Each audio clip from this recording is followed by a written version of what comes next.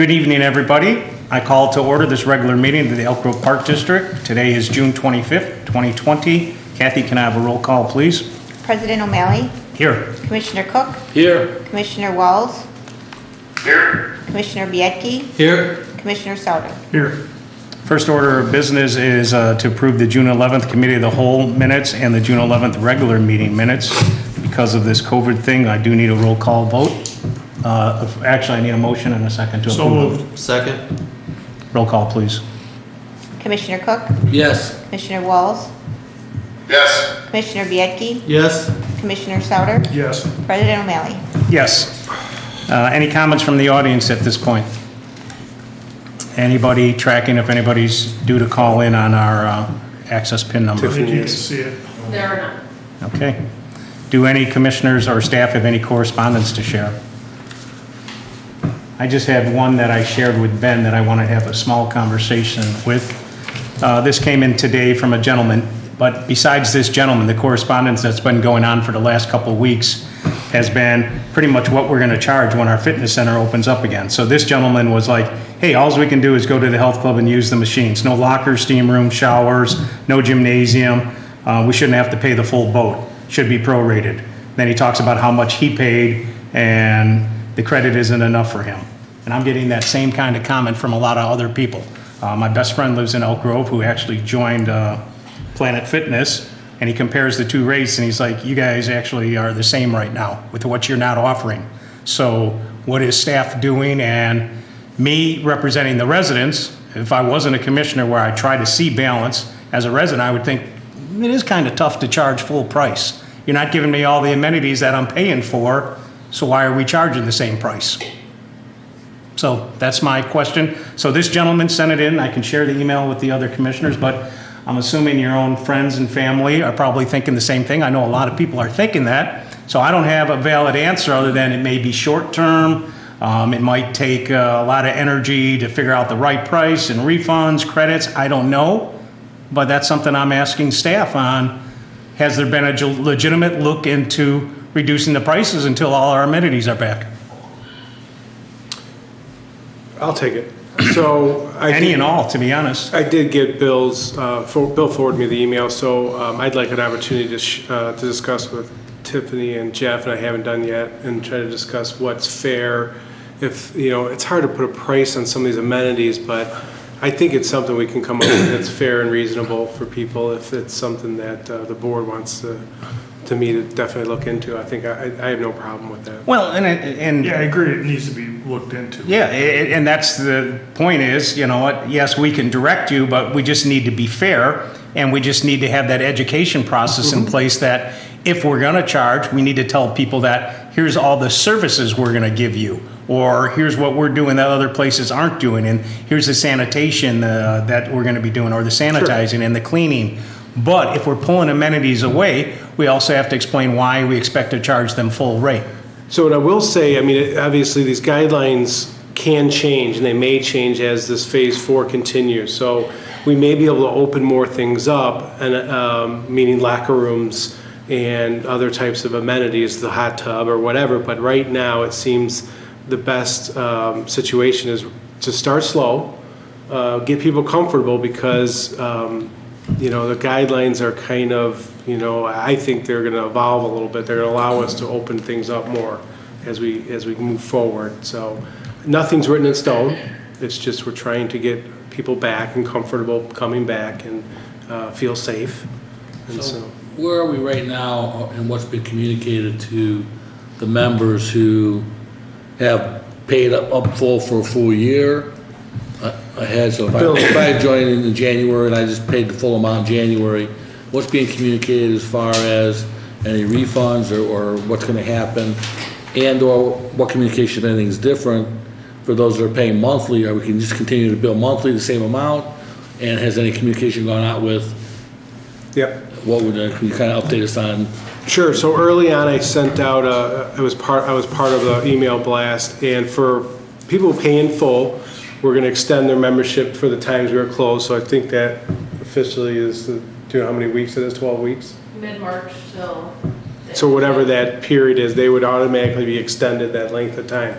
Billing It's going to be extended, same thing for billing. We haven't billed anybody since we closed in March. They won't be billed until July 15th, so they're going to, it'll almost be 4 months.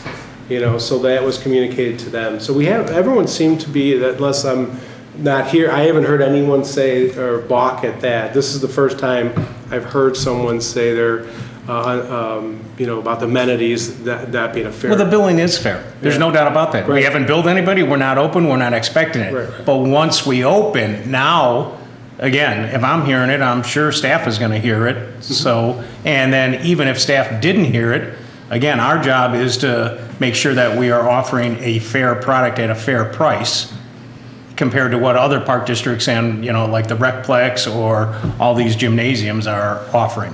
So, here's where we need to shine, and I want to make sure that we're going to do everything we can to retain the membership we have and not have them look elsewhere just because we want to be stubborn to make an extra $10 a person. That's all. I don't think any of the commissioners feel that we need to, and I'm not going to use the word gouge, but overestimate the value when some of our amenities are closed. So, and I also need to make sure, with John listening also, that between the 5 of us, you guys get a clear direction that it is okay to offer that. We're not going to hold staff accountable that, hey, we're down $32,000 for the month of July, even though we are open or whatever it is. But that's why this discussion is taking place now. We didn't have a committee of the whole, but I also want the residents to know that we are thinking about them, and we were going to challenge staff to come up with a fair price. Yeah, we'll look into it for sure. Any We'll other get back to you guys. commissioners think or want to say anything? No, I just think it's fair to say though, Bill, also that staff has been thinking about this too, all through this whole process, so it's not like it was in a vacuum.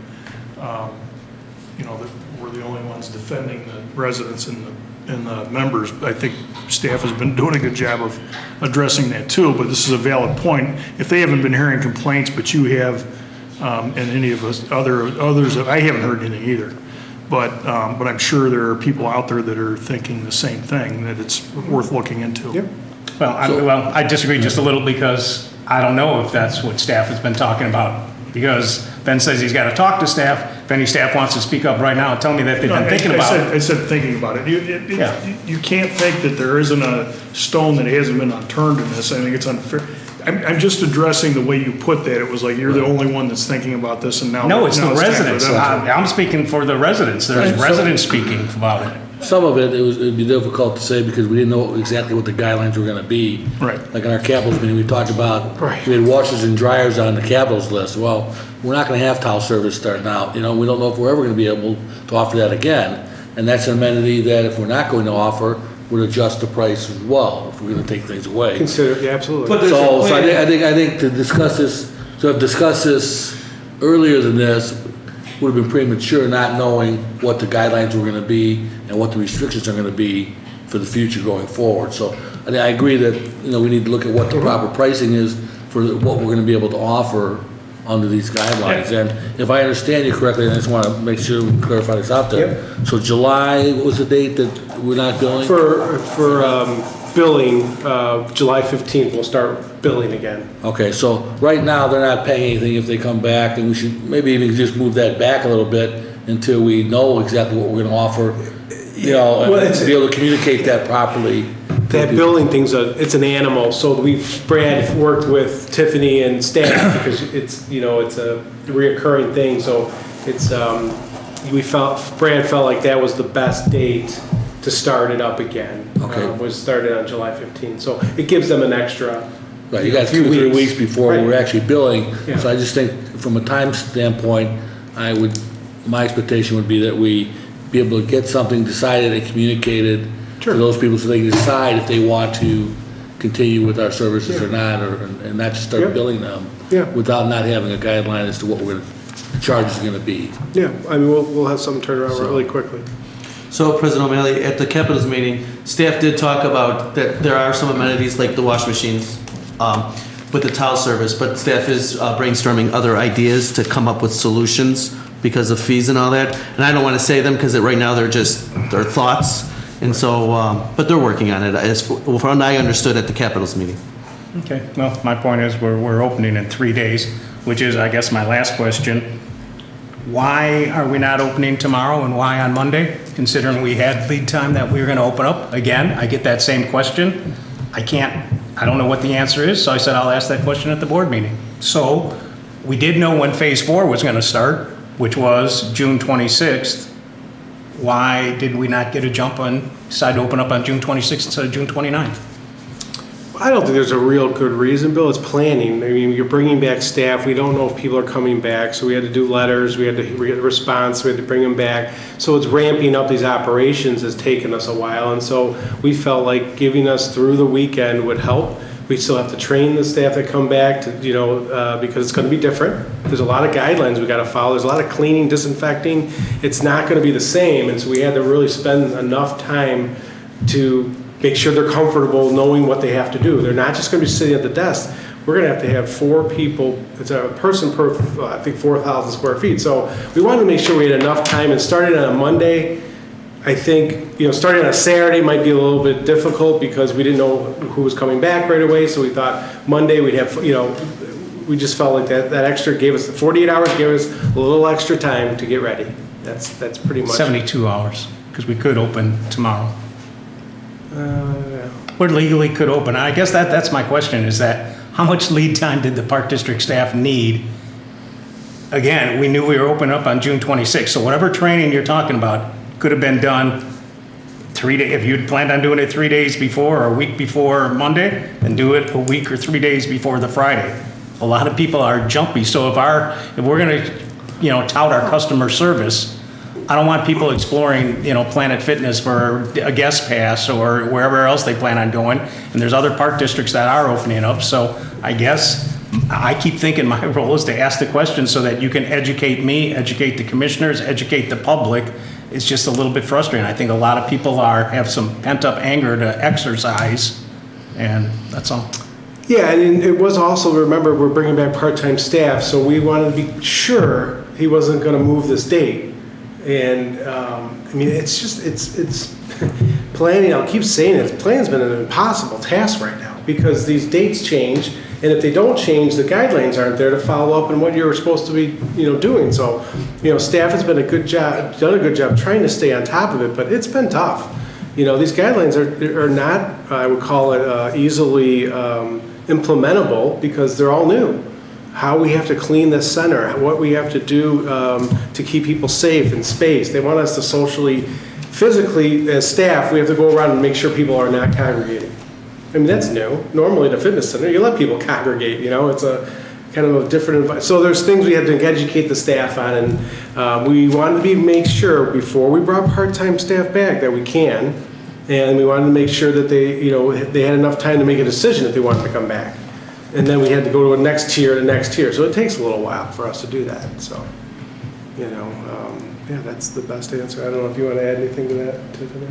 No, and there's a lot of preparations too. We had Direct Fitness out here doing some last minute equipment maintenance, and today was the earliest we could get them scheduled for that. So all the machines will be up and running and ready. And it looks great over there. We got a lot of really good compliments on how well our floor plan was laid out, how comfortable they think our patrons are going to be when they return. So That's all I had for correspondence. Any other commissioners or staff?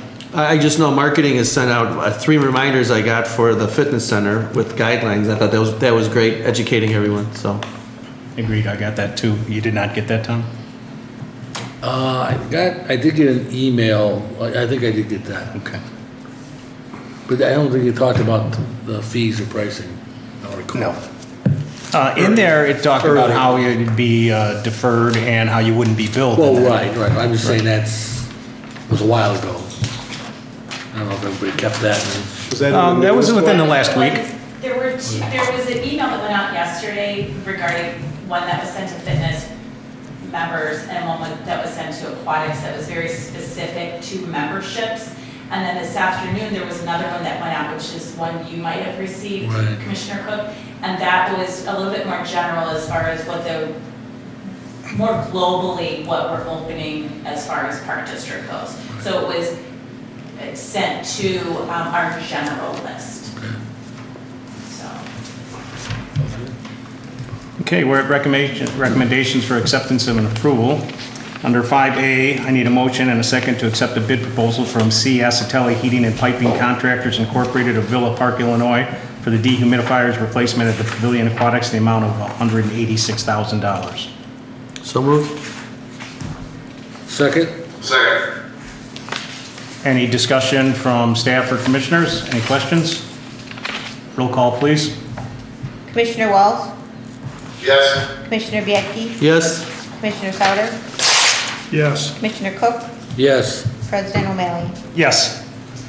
Next up, I need a motion and a second for the acceptance of a bid proposal from Signature Demolition Services of Bridgeville, Illinois for the demolition of the building within Marshall Park in the amount of $167,200. $167,200. So moved. Second? Any discussion from staff or commissioners? I would just ask Tim to maybe discuss a little bit about, we talked about capitals as far as exactly what is being demolished. I know the playground is staying, the fencing is going, the fencing is staying. Basically just be the building footprint. So if you can talk a little bit about that, and also why there's such a large discrepancy between, this is a very good bid, and between some of the high and the low. Did we make sure and go over to make sure that they were aware that all the items that we need, asbestos removal and things like that, were part of their bid? Okay, yeah, so the project being discussed and approved tonight is for the complete demolition of what we've been referring to as the Chelmsford building, which is was previously the Chelmsford School. It's a 60-year-old that was public school. It was a daycare for a while. That the business no longer runs out of that building. The building was found to be unfit for any kind of remodel. It didn't really fit the Park District purposes for anything that we have currently, and to rehab the building, as I said, would be it's just not feasible. The building was kind of laden with asbestos and other environmental issues. So that building is being demolished, and it'll just be returned to just turf grass. So the park playground will remain, parking lots will remain, sidewalk will remain, but the building where it stands will just be grass. We had WT help us a little more with this one,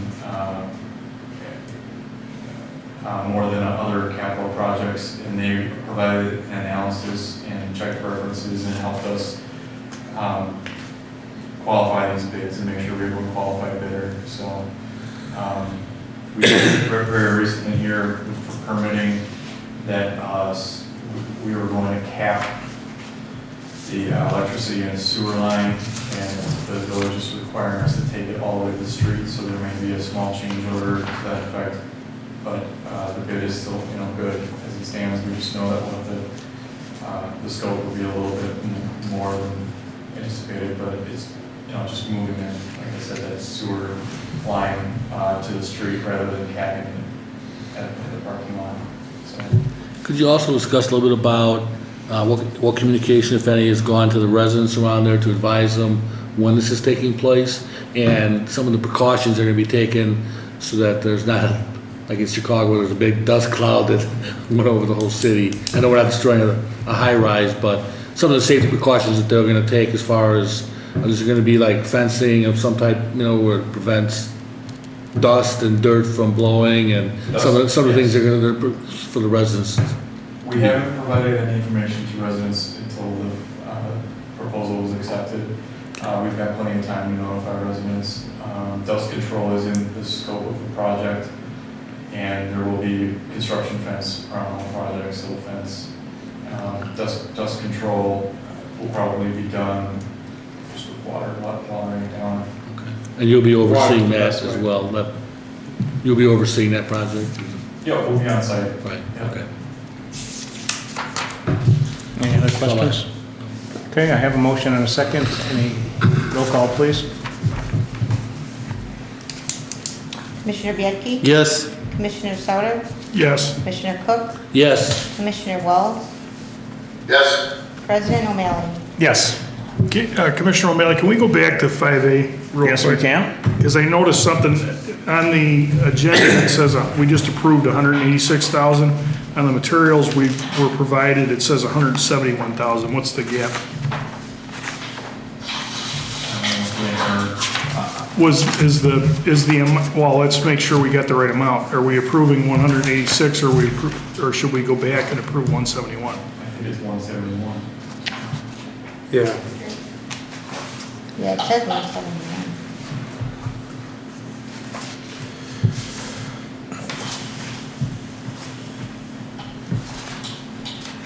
Check the bid tab. I don't know why the error is there. But either way, good catch, Ralph. I was working off the agenda and you read it off the bid list, so do you want to make an amendment to it? Well, let's see what he says. One of these is wrong.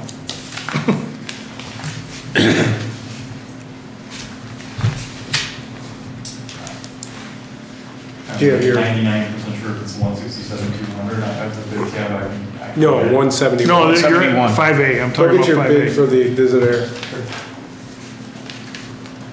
Right, for the dehumidifier is what I'm talking about. Yep. Oh, sorry. We can come back to that. Yeah, we can come back. Yeah, we I can just check wanted it to out. make sure that Yeah. I noted that before we went too far. Nope.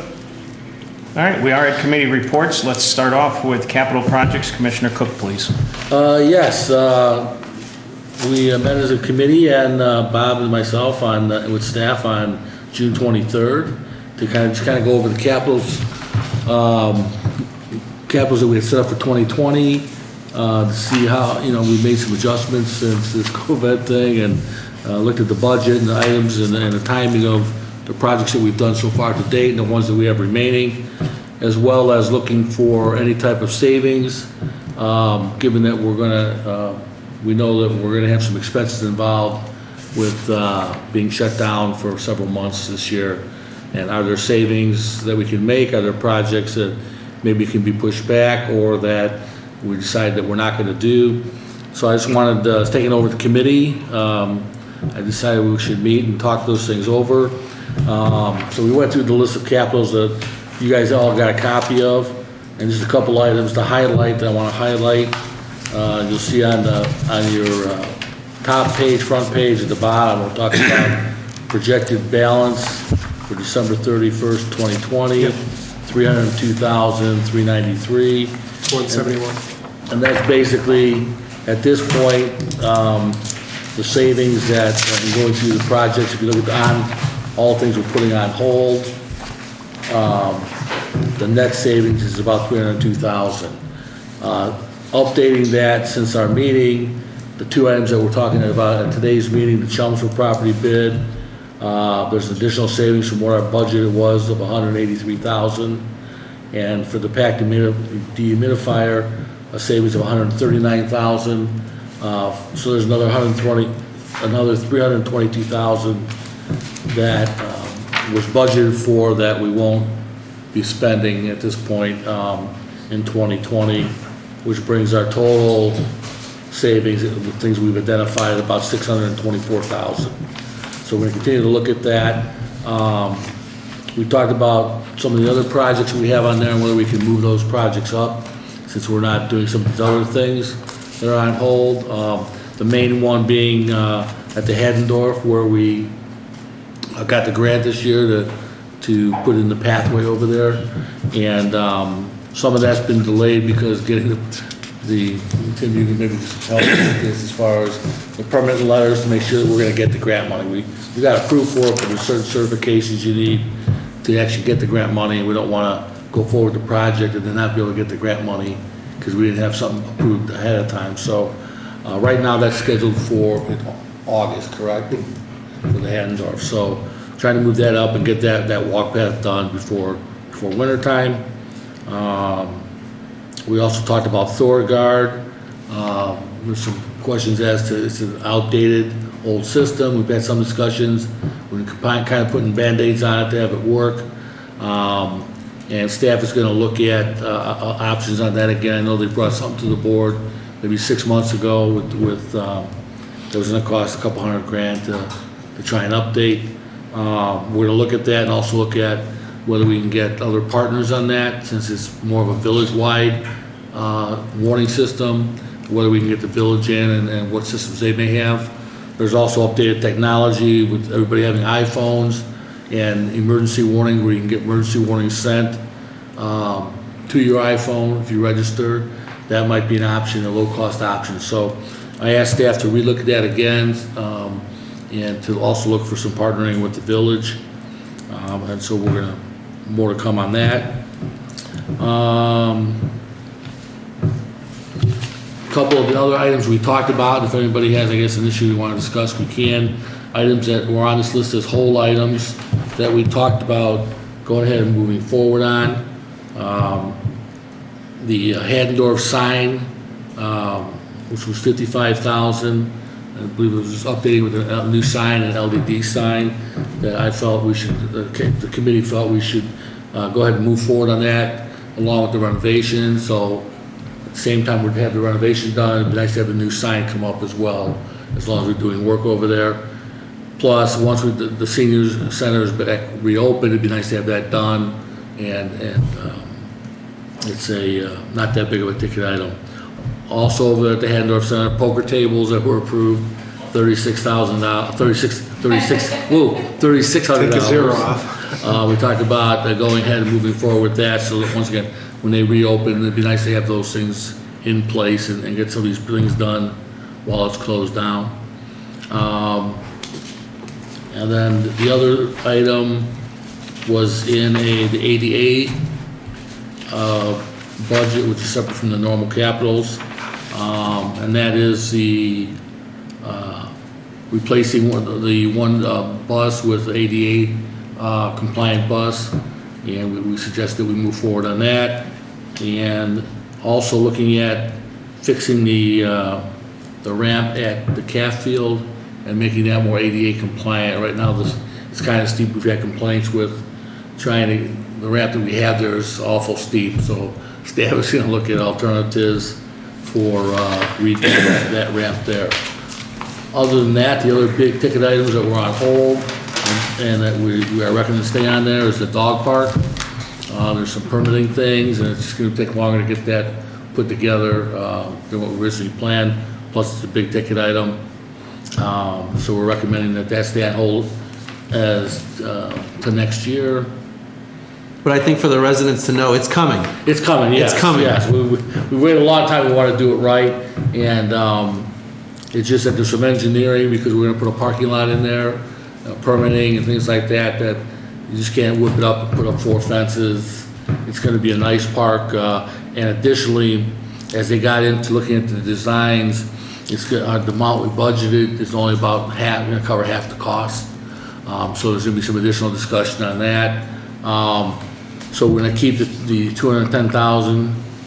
I'm sorry, yeah, 210,000 we currently have budgeted in there, and roll that over, and then in our capitals for 2021, we'll talk about the additional amount we'll need to budget for the amenities that we're looking at for the dog park. So it should be a bigger and better park than we thought it would be. How much bigger and better we'll determine when we talk about our 2021 capitals.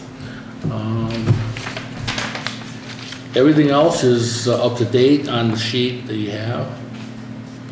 And and the other thing I talked earlier about the washing machines, we're not going to replace those until we know what's going on at whether we can offer that service or not. And So that all depends on the guidelines set by the governor. Correct. And the IDPH, so. correct. So is there anything else I'm missing? Maybe staff or yourself can talk just for 30 seconds or so. We do have the intergovernmental contract that we signed on with the village on expanding their Rotary Park, where we were going to get an extra 30 to 40 parking spots. So if anybody's driven past the high school, the expansion is going on. So is there a completed time frame who within the park district, or is this 100% village run with little guidance from the park district? And I think we budgeted 100,000. Have they requested that money yet? Well, on part of it I can speak to. They are running the project, and we are just kicking in our 100,000 that we agreed to. Don't know if that's been paid yet, but I know we are not involved in putting it together, designing it, running it, and so forth. So I've driven by it quite often, just kind of. It's moving along, yeah, I was just there yesterday. part of it, you got a lot of, they got the underground water retention. I think that took time to get that dug and laid, and, but yeah, it is coming along, and the fact that Rainbow Falls is not gonna be open, there's not an immediate hurry, although it seems to be moving along. I think their original projection was gonna be almost done around this time, right, end of June? No, to be honest, I think they were hoping to be done So, in May. earlier, but yeah, I know. That was the original, but, you know, last time I was driving by, I think there's just asphalt that needs to go in. I think all the structure and all the curbing is in, and I think it's Right. just asphalt. And then they haven't billed us yet, Bill. We haven't got a invoice for that yet. Yeah, that was actually a really good win for the Park District and the village and for the residents. We actually traded a little bit of land for them to move a cell tower from the technology park. And in lieu of that, they created an extra 30 to 40 parking spots at Rotary Park, which is obviously going to benefit the Park District with Rainbow Falls, so. Yeah, it was good. A lot of things Good is close relationship with to them. communication, having good relationships, and making sure that, you know, we meet with other governmental groups and know what everybody's doing, you know, the school districts, the high school, the village, and then they know what our plans are too, so if there is any areas that we can work together on, it just makes sense, so we'll continue to do that, and so it's good for the community and taxpayers, and some cooperation. Any other comments from you? That's all I have. Any questions for Tom? Thank you. Oh, I'm sorry, one last thing. We also talked about in August, we're gonna plan a committee, meeting where we get all the commissioners together for looking at the Big Ten list again that we've kept. These are your higher ticket items. Once we move, if we move forward, and I anticipate we will with the golf course, you know, these bigger projects, $5-10 million projects, take time to plan. So we want to get a jump on identifying what is going to be our next, I'll call it large project that we might anticipate in the future, 5 to 10 years down the road, that we want to begin to work on now. So, and then just updating where we are with our big top 10. We recently got the community survey from the master plan, and we'll want to incorporate that and look at items that we got from the residents as to what their expectations are and what amenities they're looking for, and then work that in with what any ideas that we have or staff has. So kind of a brainstorming meeting in August with all of us, strictly just for capitals and down future capitals, more long-term planning. And I just will add, the staff listen to you guys, because you guys, when we give you guys the capitals, it's usually in September, and we've gone through the whole process, so start to think about, or if you're hearing anything, it'll help us plan too, because if somebody has a good idea to do something, we need to add it to the list and talk about it. So it's a good opportunity in the front end for you guys to give us input, and we can do the legwork, and if you have any ideas out there that you're thinking about. So, that's all. And I have more of a general question for you guys. Is there anything on the list that is on hold that you feel like we might be missing an opportunity to take advantage of what are likely to be much lower project costs if we bid them out now than if we wait for a year or 6 months or whatever?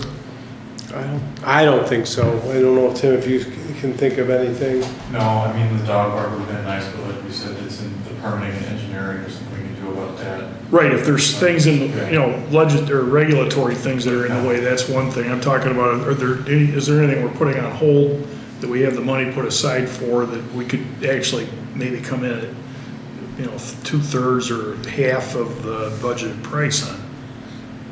I don't think so, Ralph. The jumps and jiggles is the big one. That's a structure.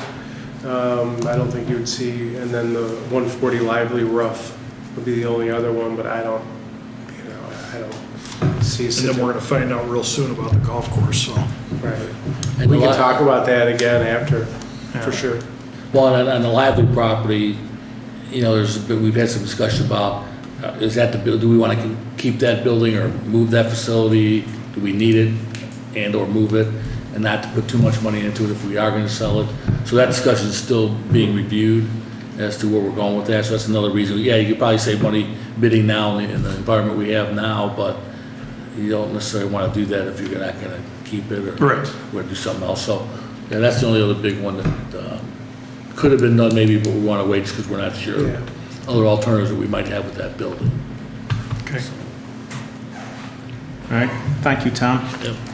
John, we see you out there, see the head bobbing every now and then. Don't know if it's AC/DC or Donnie and Marie, but we'll get to you soon. I'm all good. Finance Committee, Commissioner Hey, Sauter. before we get to that, can we step back to that 5A? Because it Yep. turns out the roll number was 171. Attorney Hoffman, are you there? He was on, right? Yeah, he was. He's on. Tom. You're on mute, Hoffman. maybe. He's Off. not on mute. And he must have stepped away. So here's my question is what do we have to do? We made a motion second and voted for approving a payment of $186,000. It's really $171. Do we have to think we- amend that motion? Yes. or I think we reverse just that move to motion? amend it, yeah. All right, so I'm going Who to make made a it? motion to amend Well, yeah. the acceptance of the bid proposal from I think it's C. Acetone. Acitelli Heating and Piping Contractors, Inc. of Villa Park, Illinois, for the dehumidifier replacement at Pavilion Aquatics in the amount of not $186,000, but $171,000. Did I second that, Kathy? Tom did. Tom did. Second? Roll call. Commissioner Sauter, Yes. Commissioner Cook, Yes. Commissioner Walls, Yes. Commissioner Bianchi, Yes. and President O'Malley. Yes, thank you again, Commissioner Sauter. And we'll segue right into your Finance Committee report. Okay, I have the finance report as of May 31st, 2020. The numbers I'm going to present do not include refunds processed since May 31st, such as memberships and things we talked about before. Memberships for programs and facilities that have been canceled or closed. I did want to note that staff has done a great job of keeping expenses down during this period, and that's going to reflect in the report I'm about to give. So, the corporate fund, all expense categories are under budget except for insurance for unemployment claims. Net year-to-date is $1,860,000 compared to a budget of $1,315,000 and 2019 net year-to-date of $1,507,000. Rec fund, 2020 net year-to-date is $114,000 compared to a budget of $96,000 and 2019 net year-to-date of $357,000. So obviously that was the one that took the big hit. The golf fund, it's notable that, what was the date we opened up that? May 3rd. May 3rd. We had 2,497 rounds played in May. That was still well below normal, but hopefully that trends up. All expense categories are at or under budget. Net loss for the golf fund is $167,000 compared to a budgeted net loss of $187,000 and compared to 2019 year-to-date of $161,000. So we're lost. So we're about flat with 2019. That ends my report. Any questions for Commissioner Sauter? No. Thank you, Ralph. Committee of the Whole, we did not meet tonight, but we did meet on June 11th. 3 topics. The first was a discussion on the travel soccer field rental rates, and basically it took us about a good half hour of back and forth. All this is a discussion that right now travel soccer is an Elk Grove Park District program. If they are ever to entertain thoughts of being an independent program, would the Park District commissioners and staff be in favor of reducing the field costs? And that's something that Commissioner Bietke is going to look at and champion to the rest of us while he interacts with staff. Then we got a fitness center update, and that was basically some questions on how could we have expanded our outdoor, so potential training one-on-one on the inside. And then we had a Pirates Cove update from the Executive Director Curcio. At that point, it was due to open on July 6th. We'll get a little bit of an update on that in old business. And then as we move forward, Director White will share with us an agreement that the fire department is trying to work with us on leasing out Rainbow Falls in the fall. So that shouldn't be a problem, and actually, as we alluded to earlier, we are in favor of as many intergovernment relationships or contracts as possible, so when it's a win-win. So am I missing anything on the committee of the whole? Athletic Committee, Commissioner Biedke. Okay, football and cheer registration is currently going on. Right now, they're doing equipment fitting. I did see through social media that the cheerleading is looking for additional coaches, so if anyone is watching us on Facebook Live or through Channel 6 and you're interested in coaching cheer, please contact either the football chair board or the Park District for information on how to be a cheerleading coach. Soccer tryouts are currently going on through the for travel soccer. Baseball and softball, they're excited because they can start in phase 4 of the Illinois plan. So that's exciting. I was out over at Autobahn today. The fence looks great. Love it. I love seeing that fence out there. I was told that the foul poles will be painted yellow. Just wondering, we're going to place flags. Hopefully it would look maybe nice. I don't know if we can place an American flag on the pole because it had to be lit, but maybe some Elk Grove Park District flags, something like that might look really nice over there. Question I did have is, do you think there'll be a warning track added? Yes. Yes, there will be. So that'll be exciting. Okay, very good. And then, is there anything, has staff brainstormed any suggestions or for sponsorship for future? Seeing that we have a fence, or I don't even know if that's something that the board commissioners want, but kind of give that minor league feel with the fence, the flags. Is that something to gain extra revenue, either for the Park District or for the associations? So that's something I think maybe we can discuss in the future. Ralph and I can actually talk about that if you guys are. And then bring it back to the board. And bring it back to the board, yeah. And then my other question is, has the Park District identified any other fields that a fence can be put at? Or is that, we're just trying it out here, seeing how it goes and going from there? Well, we have 25 baseball fields, so wherever I think it's needed, you can always look at that. Okay. Well, I think the other thing I look to consider is that a lot of our fields are multi-use. Right. So they're not strictly used for baseball alone.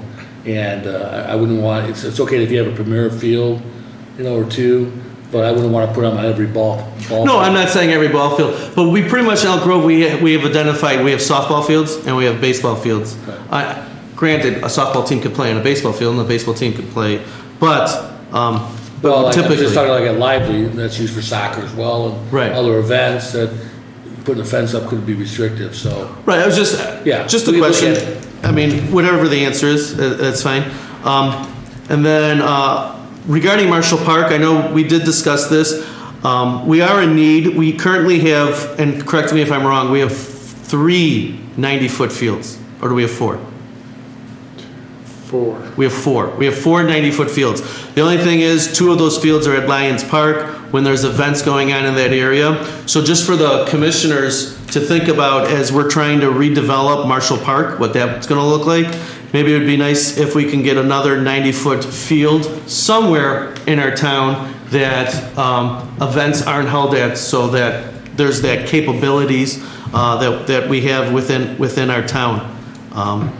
So that was just needed. And if we wanted to even go a little bigger, I happen to be driving past Buffalo Grove Rap Park Field, and they have that little awning with built up like spectator seating area. Might be something nice to think about as an idea, but just throwing that out there. The other thing is, we talked about at our Capitals, the lightning detector thing, and I know we have difference of opinion here with as the commissioners. But are we going to do any, now is the time, baseball starting, softball, are we going to do any pretty much PSA on social media that's going to let people know that they need to use their common sense? If they witness something, they need to, get off the field. I was out there, was it Monday, and it started to rain. Coach did a great job. Out there, they saw lightning right away. Everything stopped. Everyone got out of there. So I thought it was great, but I didn't see the lightning detection go off at Appleseed. So, but the coach did a great job. Got everyone off. And Yeah, So is that a rhetorical question, or was that a real question? no, I guess are we gonna? Well, I want to have Commissioner Sauter answer. I'll make I love a that. PSA right now. Everybody should be using their common sense anyway. If you see lightning, get off the field. That's why I said we have a Right? different. That's the way it always should have been. Right. But I believe also the coaches in their training, it's discussed there as far as what the expectation is as far as if it does go off, then you're not using your common sense. You're pulling and coming off the field. And if it's not sound, it's not the only thing, once again, your common sense. I would just ignore Thorgard because we know it doesn't work. Just use your common sense. Look up, see lightning, get off the field. Right. I just But we think also have Thorgard now, so if it does go off. Please I think don't the ignore rule is- Thorgard. Well, all right, that's a Yeah, bad thing. if it does go off. I would, don't trust Thorgard. Let's put it that way. Right, but I believe that our guidelines say that if Thorgard does go off. Yeah, you have to not get come off the field. Yeah. As long as the conditions are right. Huh? Can I turn your I just amended, it's not ignore, Let's it's, wanna- Use that in conjunction with common sense. I'm just saying because, you know, it's that time of the season, When just are to we gonna get rid educate of that? the I thought we were community, gonna just get so rid of it. everyone is aware. It's like when Right. summer starts, they start talking about being aware of pools for drownings and stuff like that, wherever you John's go. about ready to Just talk, I think. re-educate people John's shaking his head no. on the lightning detection. Yes, to Ralph's point, use common sense, but, you know, can't always rely on devices or even cell phones, stuff like that. Can't even rely on people that have common sense. Absolutely.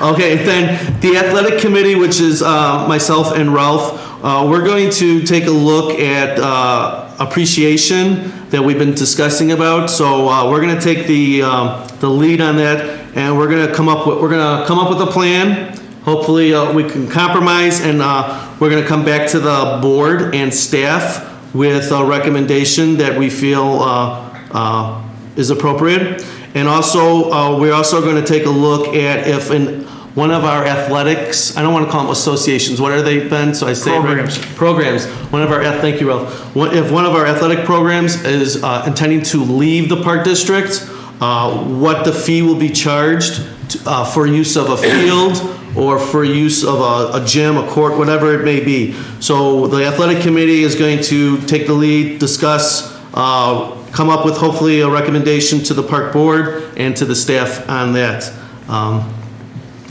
Pretty much that's what I have. Ralph, would you like to add anything? No, yep, covered it all. Okay, so I did speak with Commissioner Sauter. We are going to set up a meeting and begin the process of trying to figure this out. Any questions for Bob? Question/comment, now that you're the chair, are you aware, and maybe staff isn't yet, that riding around town and same thing, seeing what you see and what I see, it looks like there's travel teams that are on our fields, certainly in softball. I saw them again tonight, the Illinois Bash at Fairchild. I believe you mentioned to me that you've seen travel teams at Meade. I've got friends who have seen them at Appleseed.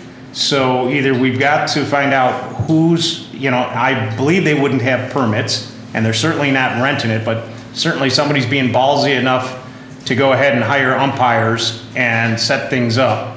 And so I don't know if it's somebody that lives in Elk Grove that has an affiliation with another travel program, but we may want to start sending out park security to see what's going on. And I guess I don't mind that anybody can use the field, but when it's non-residents and it's two non-residents teams, first thing it tells me is they don't pay taxes, and the second thing is that now it's no longer available for our own residents, for anybody who wants to do pitching lessons, hit the ball with their children, run the base, whatever. So I think that needs to be addressed. So I actually said that to Commissioner Biedke. So are you aware of that? And is it something that you can lead an investigation or discuss with, to see what's going on our fields? So there was the day of the Capitol meeting, I brought that up to, actually, I think Executive Director is aware of it. He had just found out. I had found out, as I said, I heard there was something going on in Meade. I was unaware of Fairchild, as you mentioned. 3 or 4 nights already that I've seen them just riding a bike through there. and Organized tonight. games or practices? I think games, yeah, games. See, because I make the distinction, if they're just out there practicing non-organized type things, we really can't do anything about that as long as the parks are open. Yeah, other than we can, If they're scheduling games, competitions, either soccer, football, baseball, football, whatever's going on, yeah, then I think we do need to weigh in on that. And if they're using it, we should. Well, let's validate Get our that rental they're fee using for it, because for all I knew, that, maybe some other program had started, maybe they were being rented out, and I don't discuss it with the athletic coordinators or with Tiffany and that. All we can do is make sure that they understand is we're in about town, that there are outside teams using our fields. So I don't know if there's restrictions in their own park districts, or they're trying to avoid paying fees in their own park districts and they're coming to our, but certainly there's wear and tear, and my biggest concern is not having the fields available for just the neighborhoods to play on. Okay, so anyway, you're aware of it, Ben, so however you handle it. And Bob, you can get back to us on this. Right, yep, report. yep. Okay, golf course, thank you. Golf course committee, Commissioner Walls. Thank you, President O'Malley. We have the bid openings for the proposed rehab of Fox Run that opened July 1st, correct, Ben? Yes. And then the golf course committee that was just newly formed is myself and Commissioner Sauber. We're going to meet with staff on July 9th. And I have no other report. Any questions for John? All right, thank you, Commissioner Walls. Youth Committee, Commissioner Biedke. So the next board meeting, which I think is July 9th, right, Kathy? Yes. So we're going to have, I believe, out of the two winners, which I'm not going to announce today, but we'll announce at the next board meeting. One is confirmed already that they and their family will be in attendance. I think we're waiting on confirmation on the other winner and their family if they'll be in attendance at our July 9th board meeting. But we will do, again, invite them out here. We'll have a little, bring them to the microphone. They can talk about their what they've contributed to our community through volunteerism and what their future holds for them and where they plan on going. So we plan on doing that at our next board meeting on July 9th. I did attend the village board meeting on June 16th to find out that none of the, there was no scholarship winners at that board meeting. So I didn't stay at that board meeting. I left when I found out that there was no scholarships at that one. But other than that, I have no other report. Any questions for Bob? I do have one thing. Tiffany, I did have a conversation with Trustee Frankie, and because we're not going to be able to do the parks, probably the pool bashes that we've typically done because of groups, there is Summer Splash. I'm sorry? Summer Splash. Summer Splash, yeah, pool bash, Summer Splash. The village does have funds that could be made available to the park district if your programming department wants to do something with the teens, but it would have to involve the youth committee, the village's youth committee. So there are funds available. All right, thank you. Adult Center Committee, Commissioner Cook, please. I have nothing to report.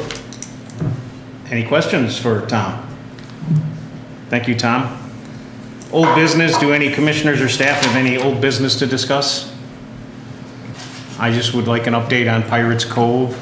We've gone back and forth, so I want to make sure the residents know what to expect on Pirates Cove, and the commissioners know what to expect on Pirates Cove. Okay, so we reached out to the state, specifically we reached out to the DECI, the Department of Economic Commerce, whatever.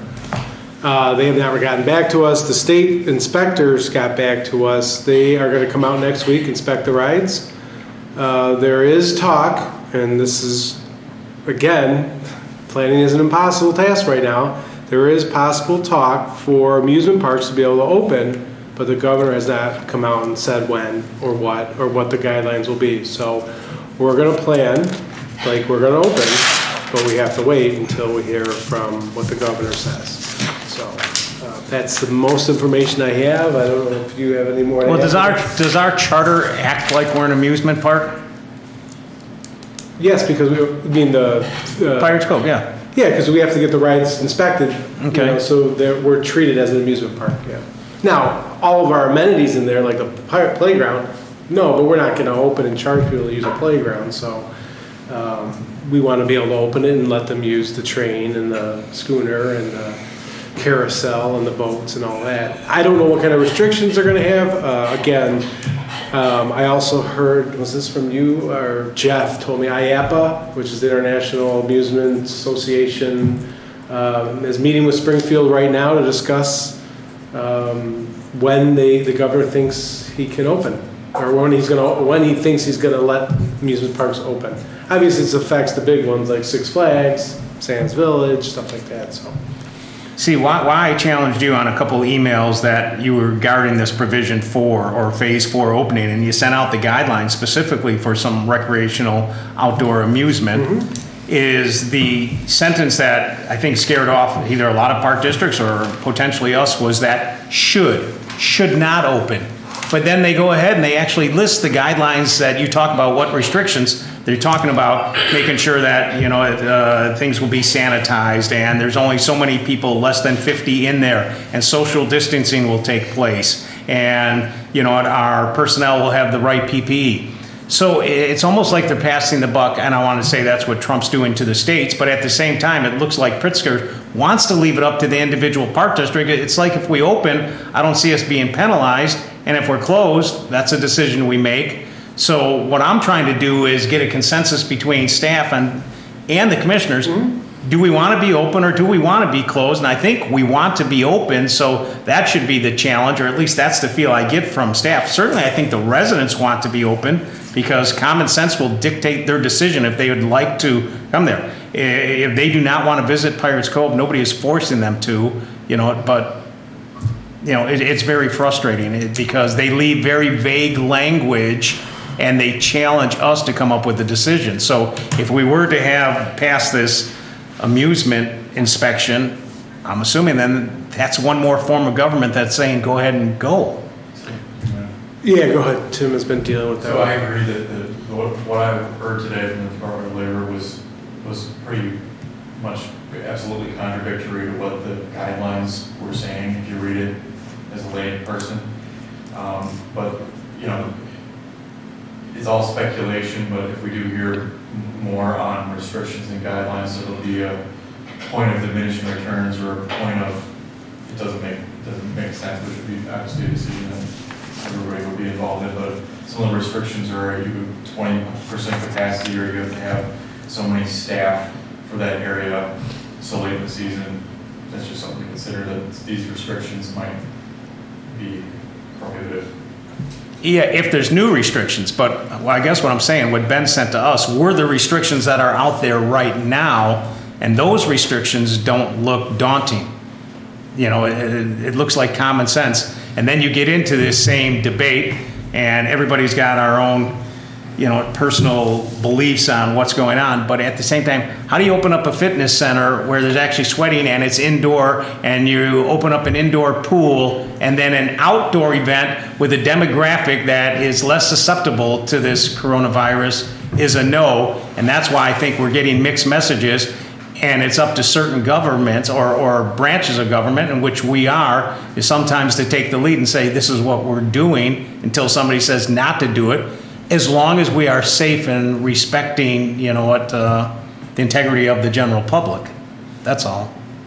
Am I missing something from commissioners, or what are your guys' feelings? So that, if you're going to put in energy to prepare to hire 20 people to run Pirates Cove from July 15th to, say, September 15th, and you're going to send out parks and planning staff to make sure that the amenities and, the aesthetics are great, well, we've got to make sure that we have a consensus and that you guys are ready, that if Pritzker go ahead and signs off on it, that, again, we don't have this delay. Because same thing, I think, forget about the money. I think a lot of people right now would enjoy Pirates Cove, and listening to social media, I think that people are expecting us to do what we can to open it. So I think we'd like to see it open, unless other I'd like to hear what other commissioners Yeah, the want. only thing about, you made a comment about it's with a group that's least susceptible.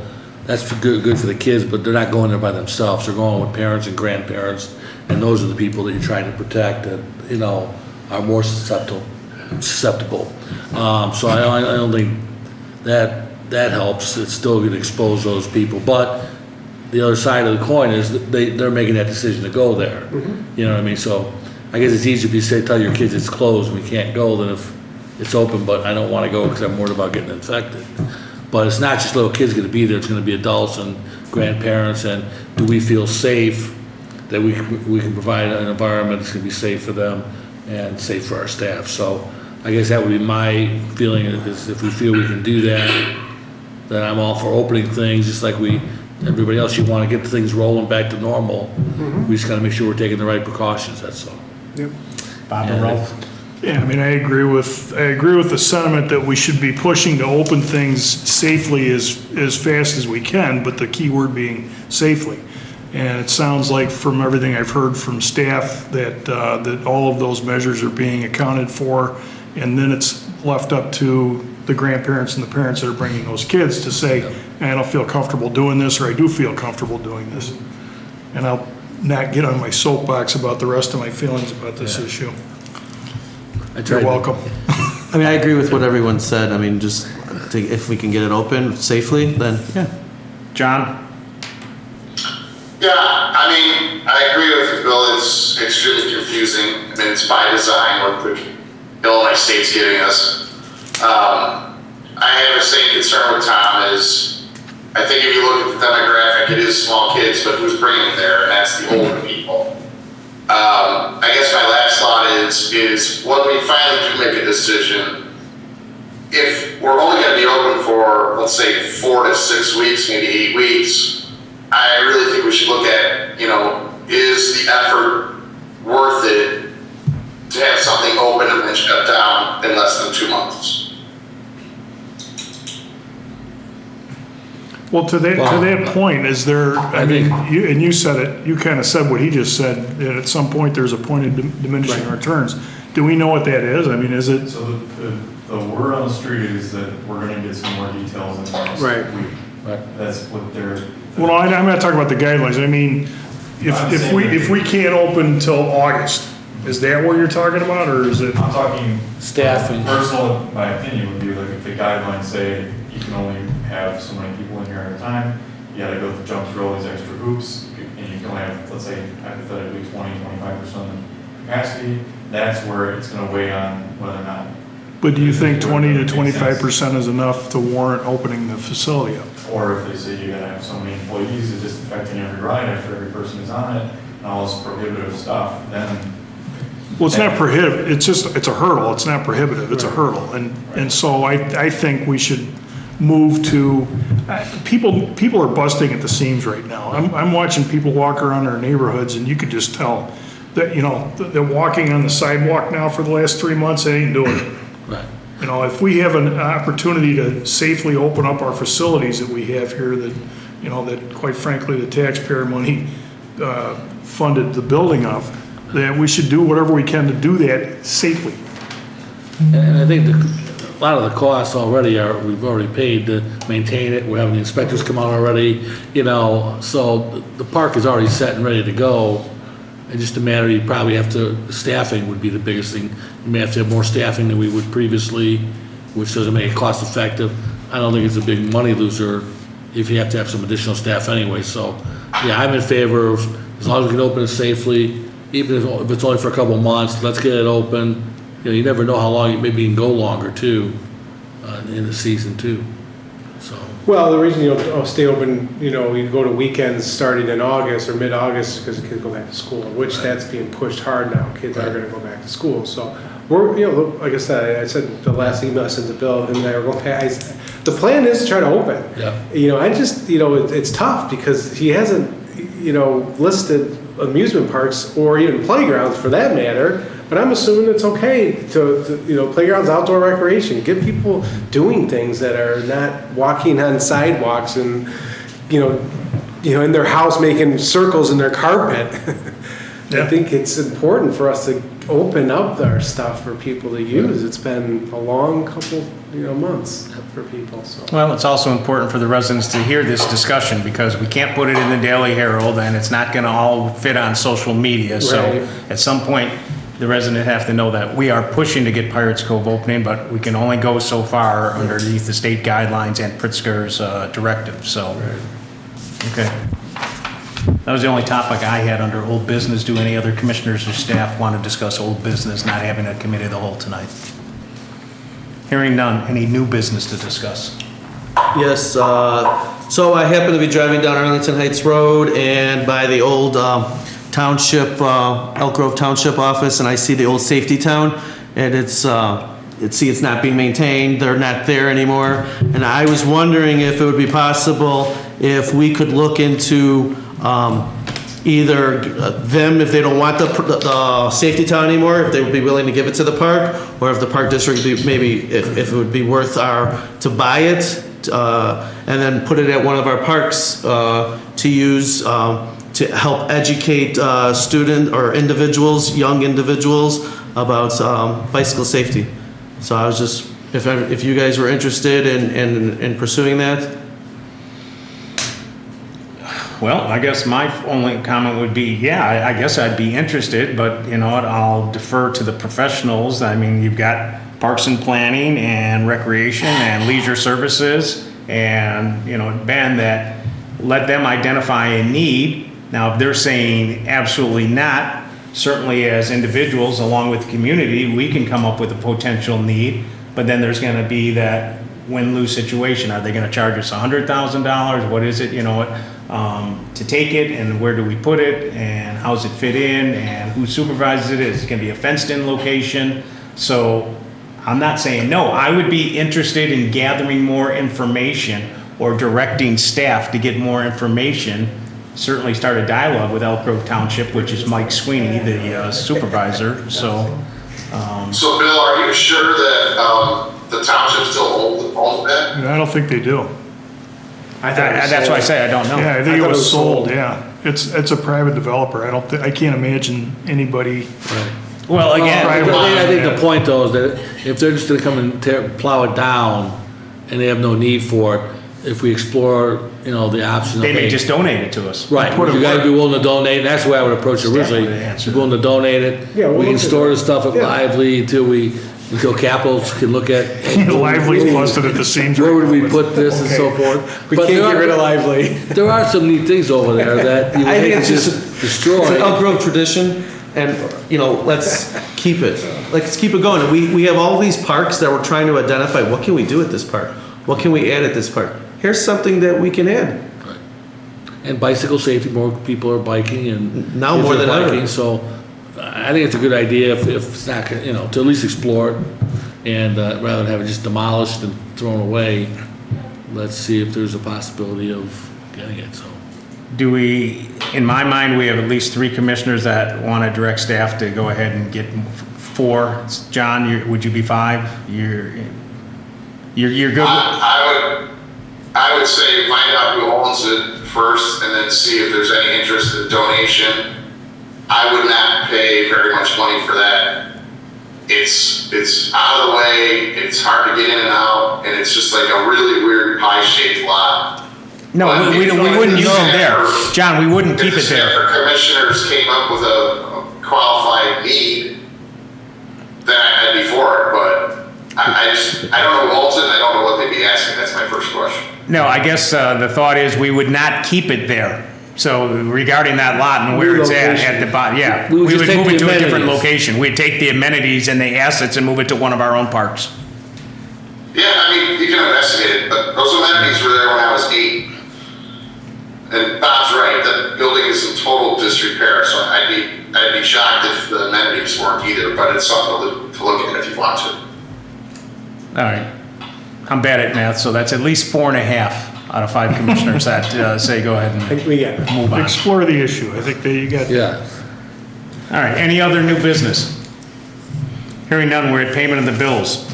I've got 3 dates I'm gonna need a motion and a second for. The first one is June 11th, 2020, the P cards in the amount of $60,143.48. June 11th, 2020, in the amount of $99,355.48.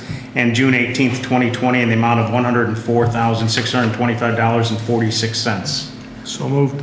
Second. Do any commissioners have any questions regarding these 3 sets of bills? Hearing none, with a motion and a second, roll call, please. Commissioner Cook? Yes. Commissioner Wells?